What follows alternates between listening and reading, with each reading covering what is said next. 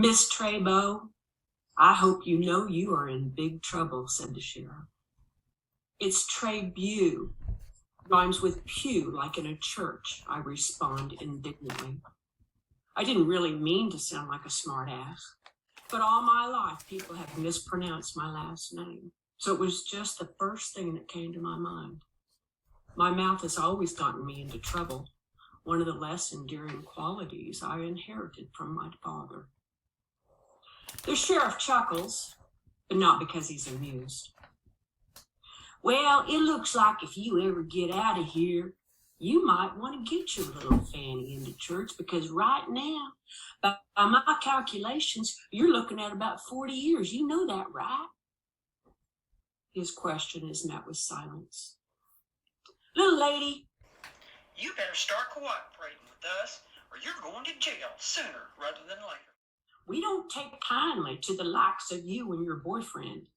Your little stunt of eluding the highway patrol on Interstate 35, do you know that alone will get you 5 years?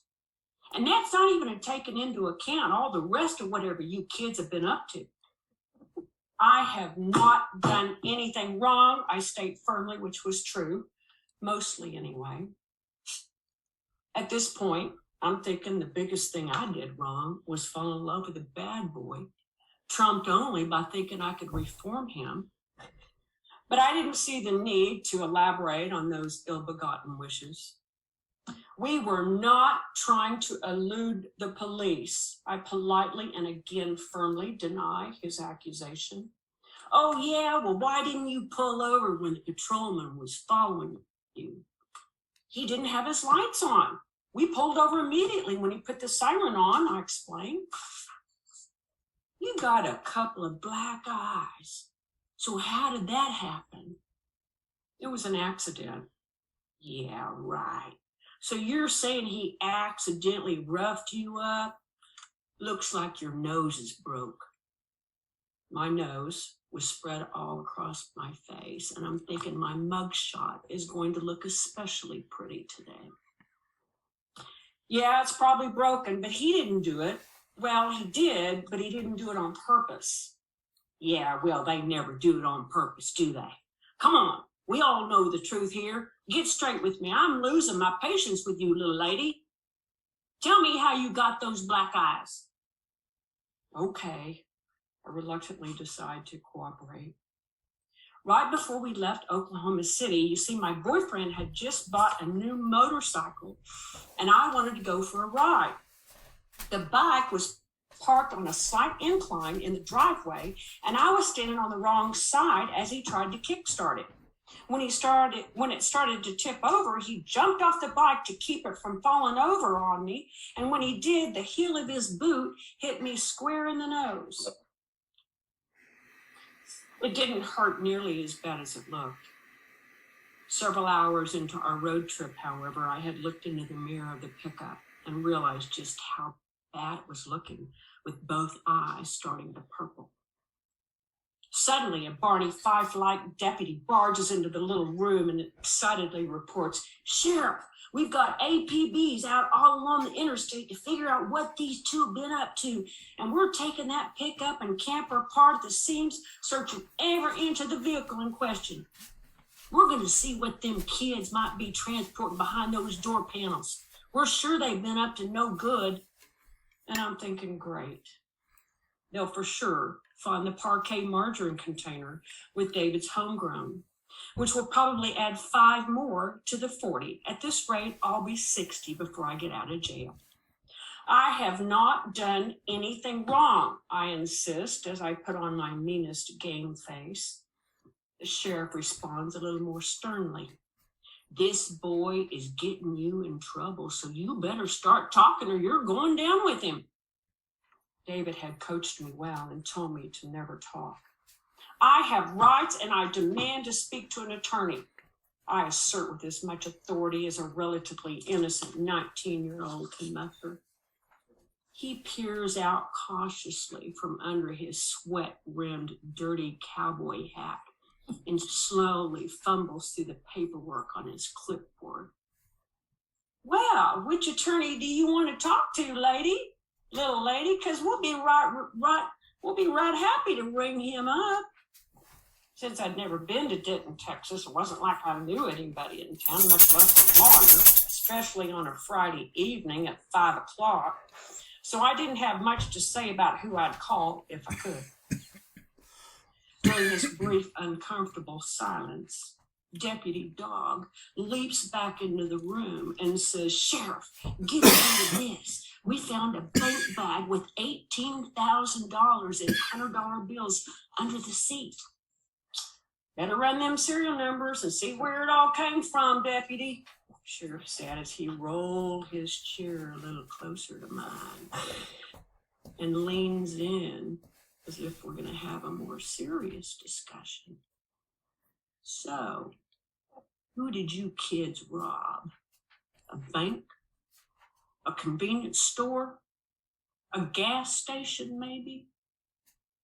I'm thinking these guys are getting way more excited than they need to be because we didn't actually commit a crime. We didn't rob anyone, I boldly contend. "Oh, yeah? Well, where do a couple of kids like you get that kind of cash?"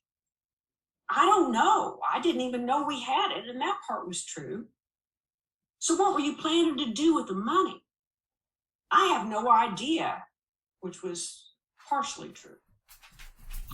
I remembered being particularly suspicious when I drove up to David's house earlier that afternoon and realized we were taking his dad's pickup and camper rather than driving his luxury Chevrolet Caprice, recently souped up for fast getaways. I didn't know we were in possession of the cash, but it didn't take a genius to figure out it was to buy a big load of pot, probably 700 or 800 pounds, rather than just a few. "Do you live with this boy, this Ronald David Goodwin?" he reads from the rap sheet. "No, I live with my roommates in an apartment," embellishing the truth a bit on this one because I had just moved back in with my parents after my roommates bailed 3 weeks ago. "Do your parents know you're with this boy?" My face heats up at the thought. Oh my God. My dad would really kill me if he knew about this. I'll rot in this jail before I call my parents. I had told them I was spending the entire weekend with my girlfriend Luann and would return Sunday evening. So I was happy to have a weekend freedom pass from the wrath of my abusive father. "You know your boyfriend's got a record, don't you?" I'm thinking it might be best if I don't even reply to this question. I knew David had been arrested several times, but he didn't have any convictions, so I figured I would just skip that answer.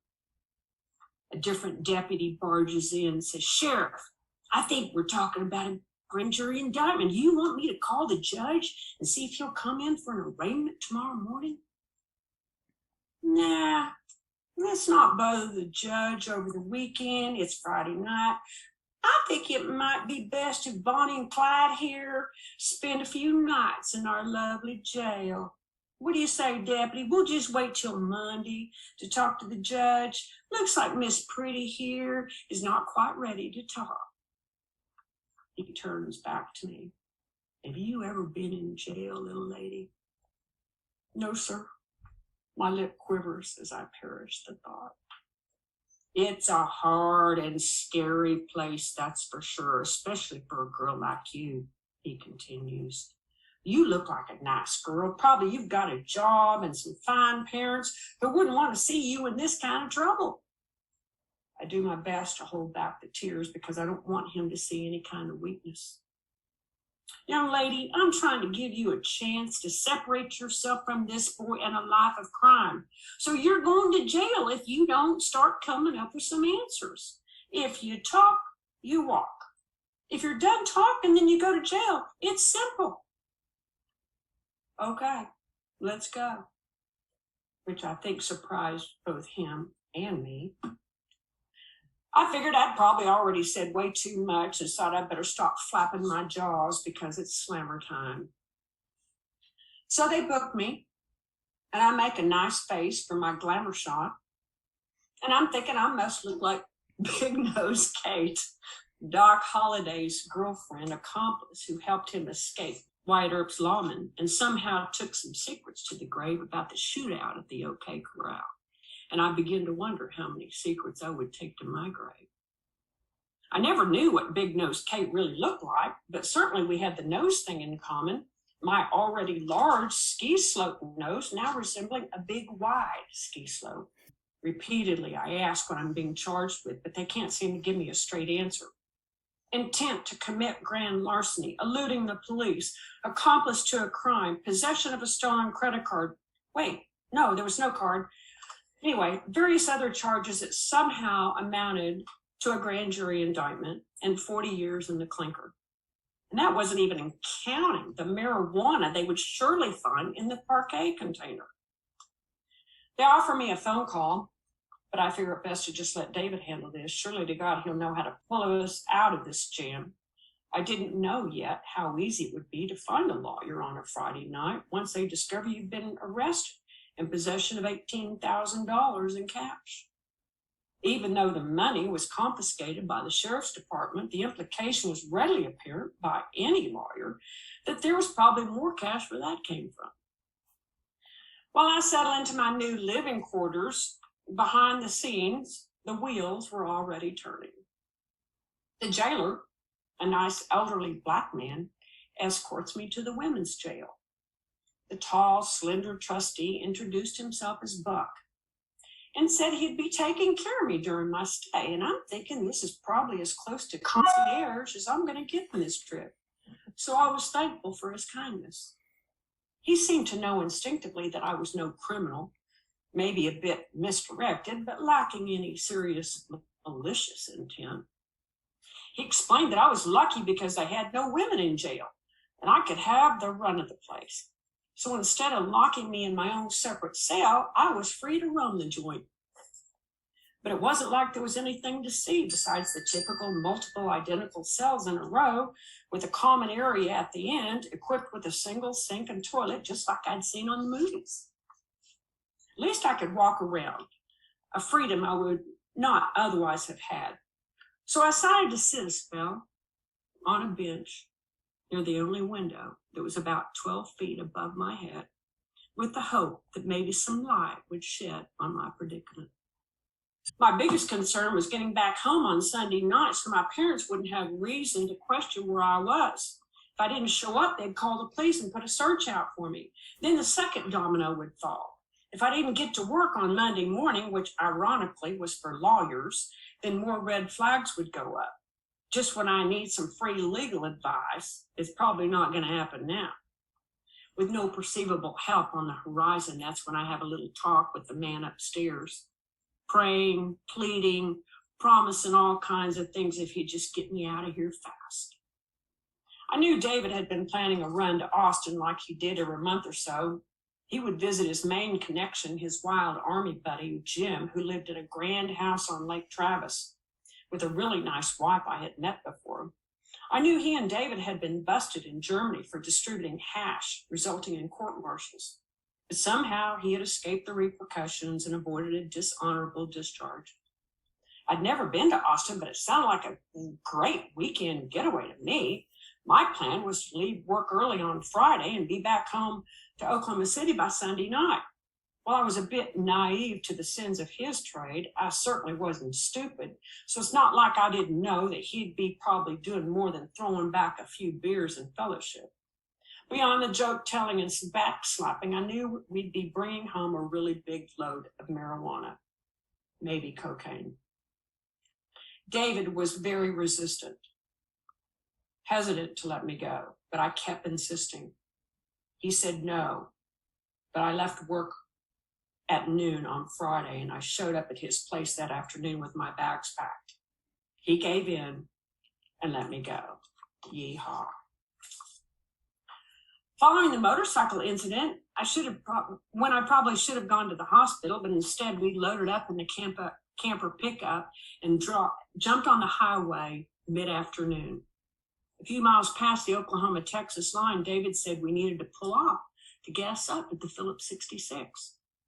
While he was filling up, I noticed a convenience store next door, and I decided I needed some bean dip for my Doritos. So I sauntered in taking my time, picking up a few other items to munch on, some cookies and some soda pop, not yet knowing the criminal intent had just begun to roll out right beneath my big nose. I pay for my stuff and I head for the door when I hear the tires screech. And I see David has pulled up right in front of the store. It startles me and I wonder why all of a sudden he's left the gas station so quickly. His arms are waving and flailing wildly, urging me to hurry up and get in the truck. I pick up the pace and I open the truck door and notice immediately that he's got a frantic look on his face, something I rarely saw. Get your ass in the truck. What? What's wrong? My heart begins to pound because I've never seen him like this before. We peel out of that parking lot, pedal to the metal, and blow out of that little town of Decatur in a flurry of red dust, heading back to I-35. Damn it, Denise, because you were taking your sweet ass time in the store, that guy had time to come out and get our tag number. Damn it. His eyes focused on getting back on the highway. So what? Why did he want the tag number? I asked. Because I was using a stolen credit card.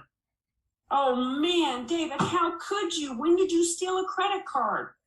I didn't steal the card. Billy got it somehow. Thank God I didn't use it. I sensed his relief, but I was still confused. Now keep an eye out because we got to get out of here. His eyes darting back and forth from the rearview mirror to the road. So what happened? I asked as my stomach begins to roll. I filled up, and when I gave him the card, he sat it on the card slide and looked up on the sheet posted on the wall and said, "This card is stolen." So then what happened? Well, I knew he was on to me, so I reached over the counter and grabbed the card before he could slide it. I peeled off a $20 bill and told him to keep the change.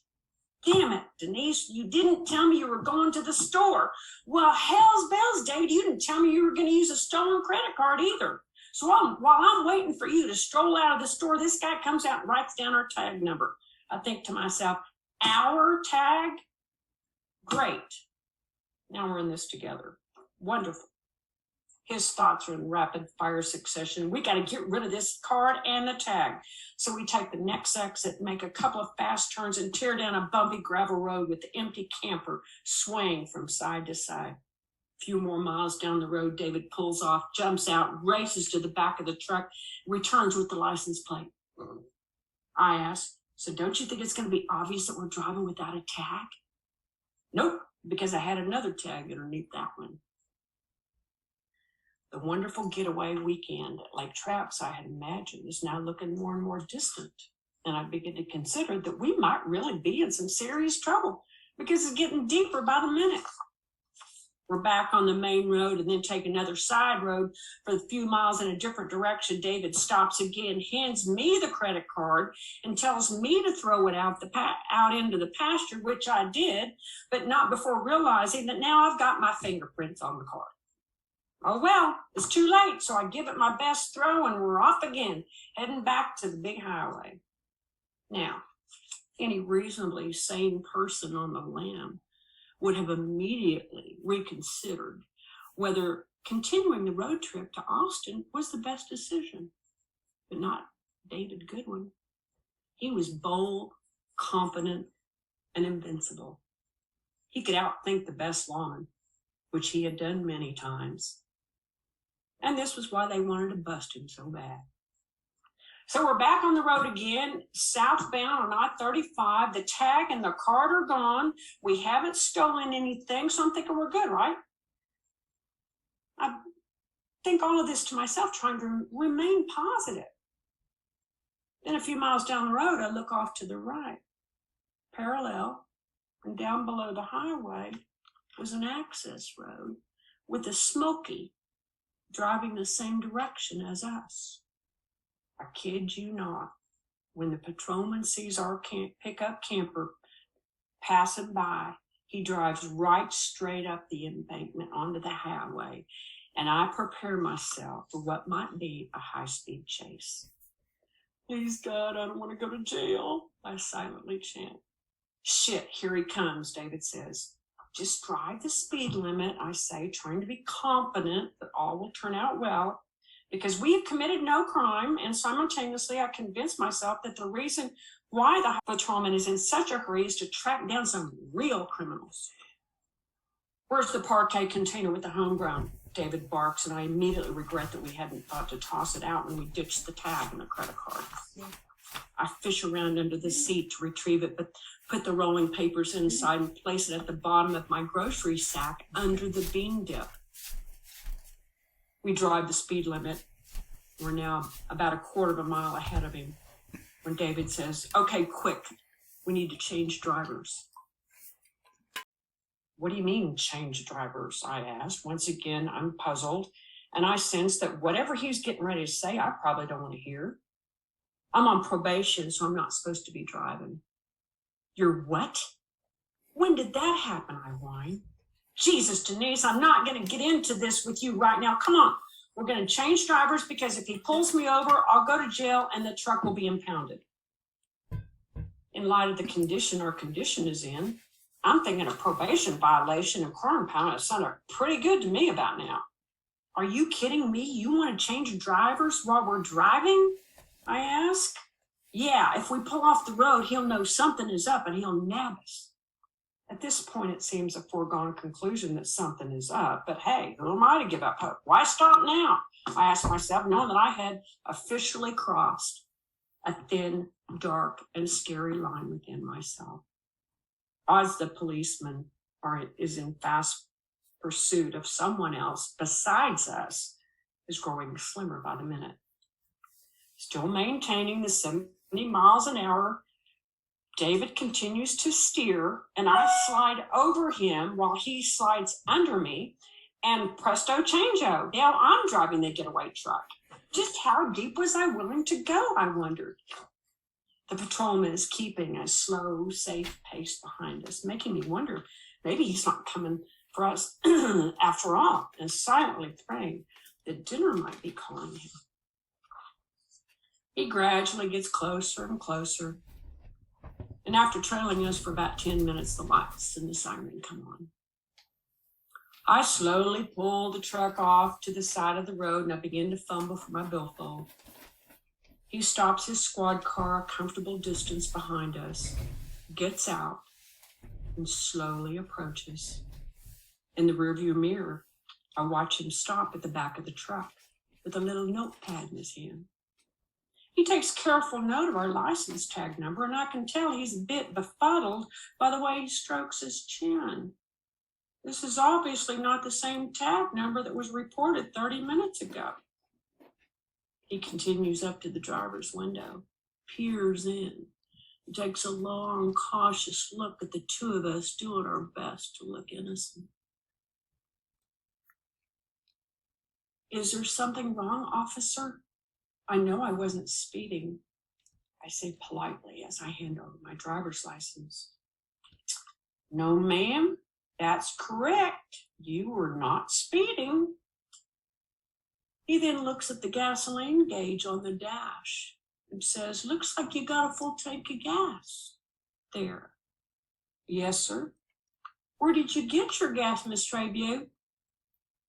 "We filled up at the mobile station a few miles back, remembering we had passed it." "Oh, is that so? Are you sure you didn't fill up at the Phillips 66? "No, sir, I'm sure. And I'm not even believing the lies that continue to flow from my mouth, this being the fourth one for the day. I feel myself crossing over to that nebulous place of no return, that place somewhere between the wrong and the bad wrong. A slippery slope for sure.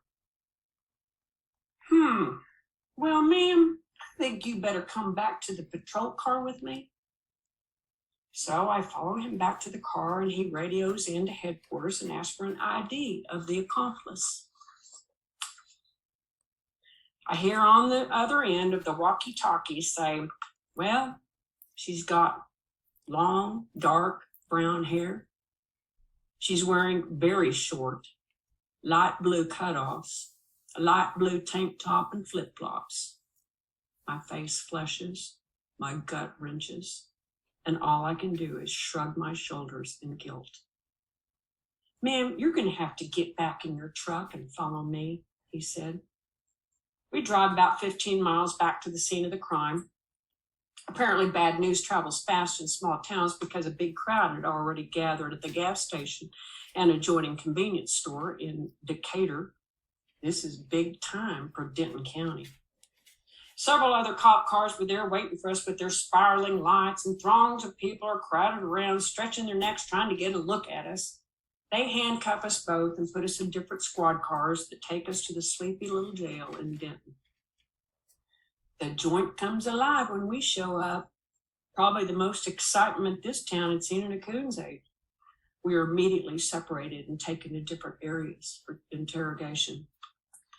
So here I sit with a little respite from my action-packed, adrenaline-filled day on a cold, hard metal bench on a Friday night in 1975 at the Denton County Jail, with some quiet time to contemplate the mess I was in.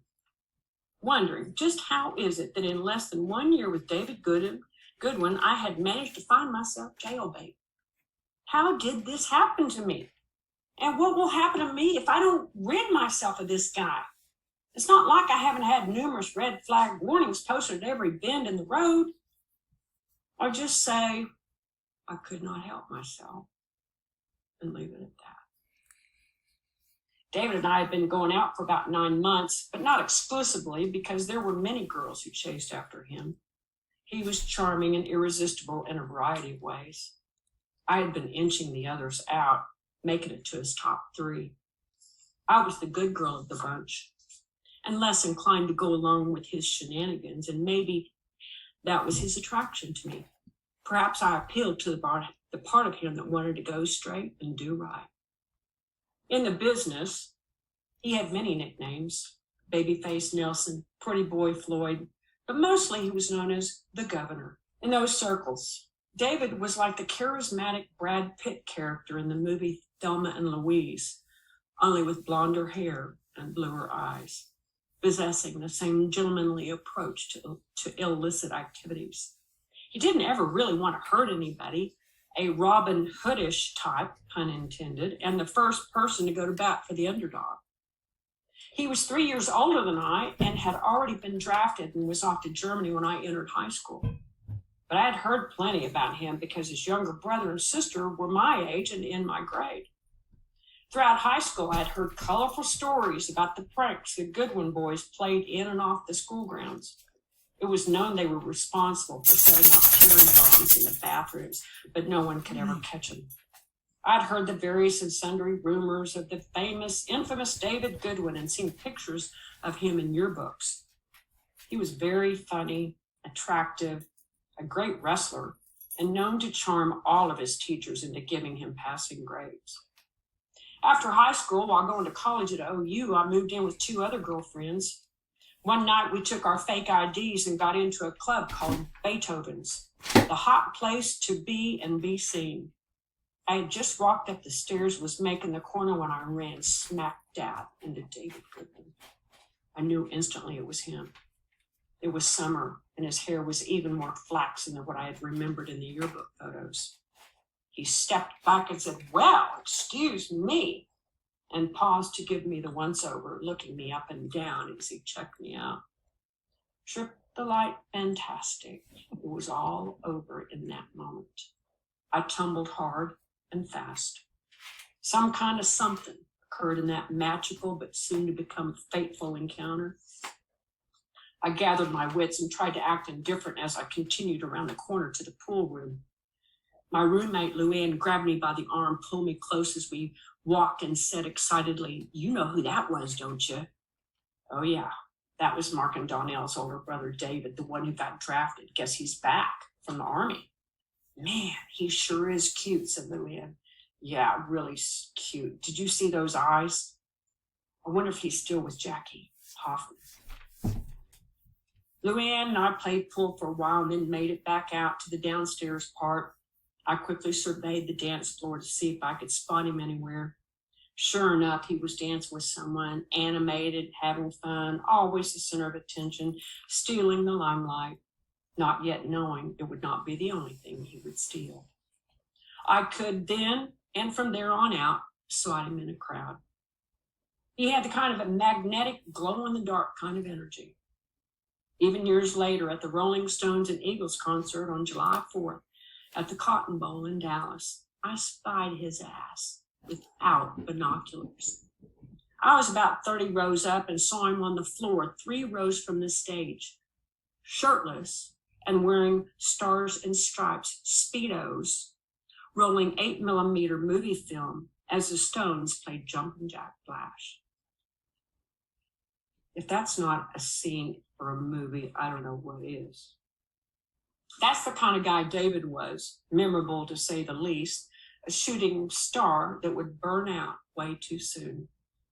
So Lou and I weaved our way through the throngs of people and made it to the bar to get a drink. And just as the bartender set our drinks down, David swooped in and said, "I'll buy drinks for these fine ladies." And he threw down a $50 bill. Not wanting to appear surprised or impressed, I responded with a polite and somewhat shy thanks. David and his friend Billy had obviously decided to double team me and Luann. We had some small talk about who we knew from high school. I told him I went to high school with his younger brother and sister, and then we hit the dance floor. I was completely and totally gaga over this guy, and I knew intuitively he was bad news from the start. But it was one of those things that you just can't help yourself. And unfortunately, at least for the time being, I couldn't save myself either. So that's how it all began. Double dating mostly in the beginning. Pretty soon, a big bunch of us were all going to the lake for the weekend, big parties, ski trips, big expensive vacations. David also had an older brother, Charlie. It was always the more sensible of the boys, but nonetheless cut from the same fabric. Like David, he was good looking, charismatic, and smart. Well, David was not the oldest, the eldest. Somehow he was always the ringleader of the other 3 siblings. He always had cash and wasn't afraid to spend it, often paying for Charlie's tuition to dental school or groceries for his family. Whatever was needed, David would provide. Charlie was married to his high school sweetheart, Donna, and they had a young daughter, so he was a little less willing to go along with the illegal business. So we hung out a lot with Charlie's friends and older crowds, spending weekends at the lake, speedboats, expensive dinners, dancing till dawn, living what seemed like a highlight in comparison to my humble beginnings. I was the youngest of the group, and I was exposed to all kinds of behavior I had never experienced before. It was a new world, risky and dangerous, yet filled with privilege, a lifestyle I would soon become accustomed to. So my first and only night in jail was spent on a hard, cold metal cot, though I didn't sleep much. The next day, before the sun came up, they brought me some nasty-looking oatmeal for breakfast, which I politely declined. I did, however, accept the paper cup, a cold sink of coffee, since it was the first thing I had to drink in 12 hours. The new day brought a renewed, firmer resolve. As for Mr. David Goodwin, this is it. I am done with him. Sure, I love him like crazy, but I refuse to be dragged into all his criminal ways. And if we ever get out of here, rather when we get out of here, which I trust we will, he is going to hear it from me all the way home to Oklahoma City. I didn't know what time it was, but my guess is somewhere around 9 that morning, Buck, the trustee, comes back to my cell to pick up my food tray. Even though the ladies' jail was empty, he cautiously looks around to make sure no one is watching or listening. He leans closer to the bars, points towards the direction of the sink and toilet, and whispers, "Go back to the sink and look up." I do what he tells me to do. I look up and I see a little piece of paper neatly folded about the size of a piece of chiclet gum being pushed through a very thin gap between the top of the metal wall and the ceiling. I reach up and I pull the little wad of paper over the top of the wall and unfold it. In David's handwriting is, "If you can make a call before me, call Royce Coleman," with his phone number. It amazes me that even in jail, David has managed to obtain a writing utensil, a tiny piece of paper to write on, determine the best attorney in town, and procured his phone number, all in less than 12 hours on a weekend. Furthermore, he has befriended the jailer and persuaded him to convey a message to me in secret. I refold the message back up and I stuff it inside my bra. An hour or so later, one of the other deputies comes back and finds me in my cell. He silently handcuffs me and escorts me out of the women's jail. I keep asking him what's going on, but he remains silent.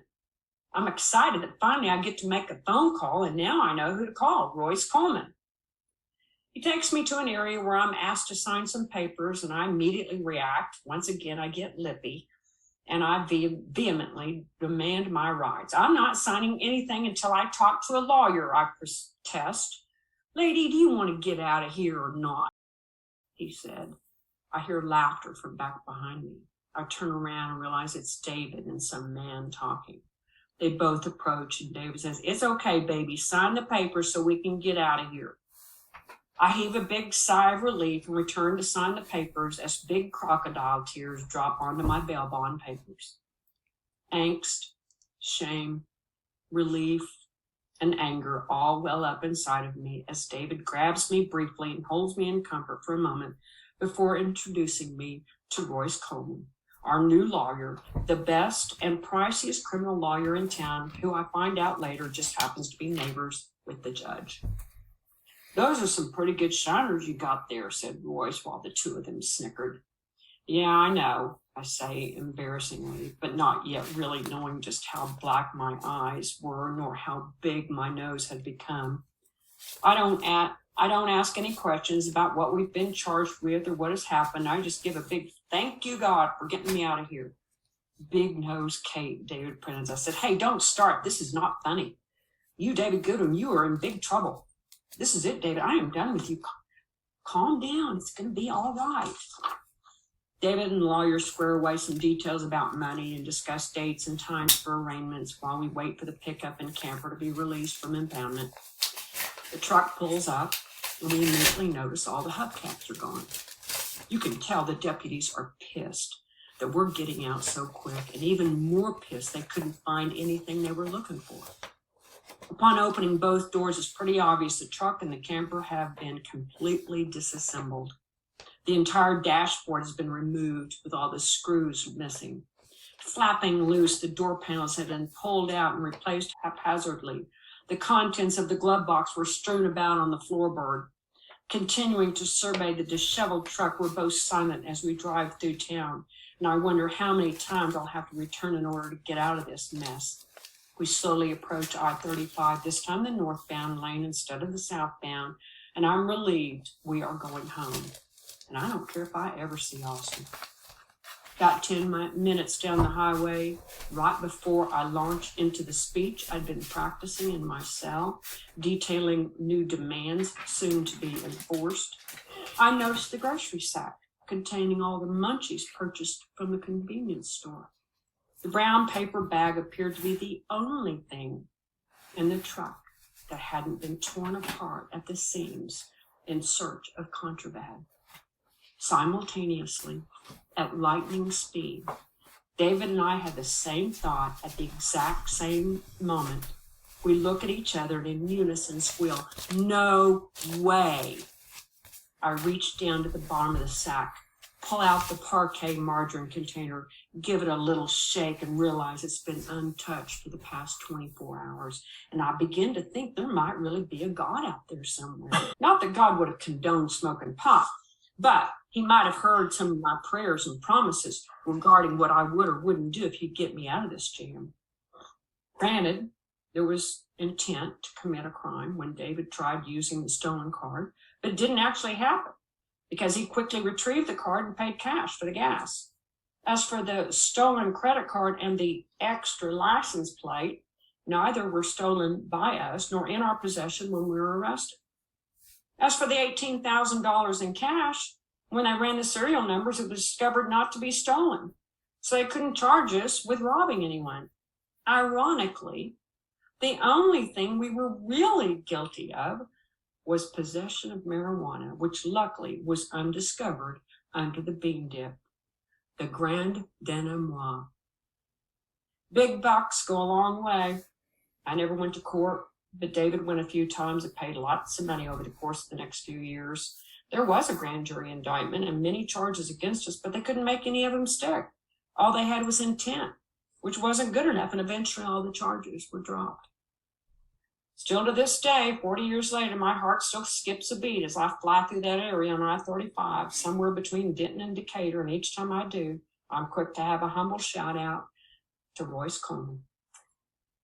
When I decided to banish the shame, and I wrote this part later, when I decided to banish the shame from my soul by confessing this sordid little tale, I thought it would be interesting to find out a little bit more about Big Nose Kate. Much to my surprise, I discovered that me and old Kate had quite a lot more in common than our big snoots. Many people have heard of the 6 Degrees of Kevin Bacon, the trivia game based on the concept of the small world phenomenon that rests on the assumption that any actor can be linked through his or her film roles to the actor Kevin Bacon within 6 steps for 6 people. Ironically, I discovered there are only 3 degrees of separation between me and Big Nose Kate, with some interesting parallels. Kate was born in Hungary in 1850 and immigrated to the United States and settled in the area of Davenport, Iowa in 1862. Meanwhile, my great-great-grandparents on my mother's side, also born in the 1850s, immigrated from Denmark, nearby Denmark, and settled in Nevada, Iowa, not but a few hundred miles from Kate in Davenport. Later on, Kate made her way to Dodge City, Kansas, where she became known as Kate Elder. There it was alleged that she had become involved in illicit activities, the least of which was running a bordello. Before long, Kate got involved with Wyatt Earp and began her long-time involvement with Doc Holliday, assuming an alternating role of accomplice and lover. My parents met in Prescott, Arizona, and had to flee to Kansas abruptly because of some trouble with the law. My father was a professional cowboy and my mom a rodeo queen. After a rodeo, everybody was at the honky-tonk on Whiskey Row in Prescott when the rodeo cowboys were being picked on by the local thugs. Apparently, they bit off more than they could chew, and my dad roughed up the thugs pretty bad. So Mom and Dad had to leave town quickly. They sought refuge in Kansas, where my aunt and uncle lived. Colorful stories abound of Kate helping her lover, Doc Holliday, escape the lawman in Texas, though she never acknowledged the truth of those accounts. Well, I can't actually say that I helped David escape the lawman in Denton, Texas. We did escape the repercussions. And through this story, I'm acknowledging what really happened. And at the same time, here and now, I'll admit there are a few more stories that will accompany me in secret during my sojourn to the other side. But the story gets even more interesting and coincidental. In the mid to the late 30s, Big Nose Kate moved to Prescott, Arizona, and applied for admittance to the Arizona Pioneer Home, a state home for ailing miners and male pioneers of Arizona. Kate petitioned the state and wrote letters to the governor before finally being granted admittance as one of the first female residents, as the first female resident of the retirement home. She lived there until her death at the age of 90. Ironically, around that same time, my mother, her parents, and grandparents moved from Iowa to Prescott, where my mother was raised.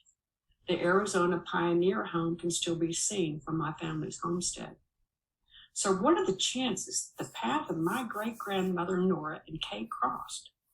Back in the 30s and the 40s, Prescott had a population, maybe several hundred, perhaps 1,000, not yet a boomtown. Certainly it's possible they would have had reason to come across one another. My great-grandmother Nora was a bit younger than Kate when Kate retired to the Pioneer Home in Prescott. Throughout her life, even up through her late 80s, my great-grandmother was known to play the piano to entertain the residents at the old Pioneer Home. One would wonder if my great-grandmother ever played piano and entertained Kate. Did they ever have a casual conversation about the weather, the OK Corral, or what secrets they'd take to the grave? Who knows? And what does it all mean? I have absolutely no idea. It just seemed like a colorful, uncanny twist of fate to end this story with. That there's but 3 degrees of separation between me and Big Nose Kate, God rest her soul. Kate never really committed any crimes, nor was she ever convicted of any wrongdoing. But the one thing she was guilty of, aiding and abetting the love of her life.